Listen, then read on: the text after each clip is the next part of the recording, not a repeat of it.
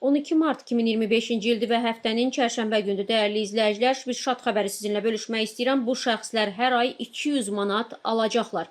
Bəli, sosial rifahın gücləndirilməsi məqsədi ilə həyata keçirilən sosial paket çərçivəsində minimum əmək haqqının artırılması bir sıra müavinət və təqaüdlərdə də yüksəlişə səbəb olub. Bu artımlardan biri də peşə təhsil alan tələbələrə verilən təqaüdlə bağlıdır. Mövcud qanunvericiliyə əsasən peşə təhsil alan tələbələrə ödənilən təqaüdün məbləği minimum əmək haqqının 50% həcmində müəyyən edilir. Əvvəllər minimum əmək haqqı 345 manat olduğu üçün bu təqaüdün məbləği 172 manat yarım təşkil edirdi. Lakin 2024-cü ildə minimum əmək haqqının 400 manata yüksəldilməsi də ilə bu göstəricidə artıb. Beləliklə, peşə təhsil alan tələbələrə artıq 200 manat məbləğində aylıq təqaüd ödənilir və bu da əvvəlki məbləğlə müqayisədə 14% artım deməkdir. Təqaüdlərin artırılması peşə təhsilinə marağın yüksəlməsinə, tələbələrin maddi vəziyyətinin yaxşılaşdırılmasına və onların təhsilə daha çox fokuslanmasına töhfə verəcək. Bu addım eyni zamanda ölkədə peşə təhsilinin inkişafına da dəstək olmaqla yanaşı, gələcəkdə ixtisaslı kadrların yerləşdirilməsi və yetişdirilməsinə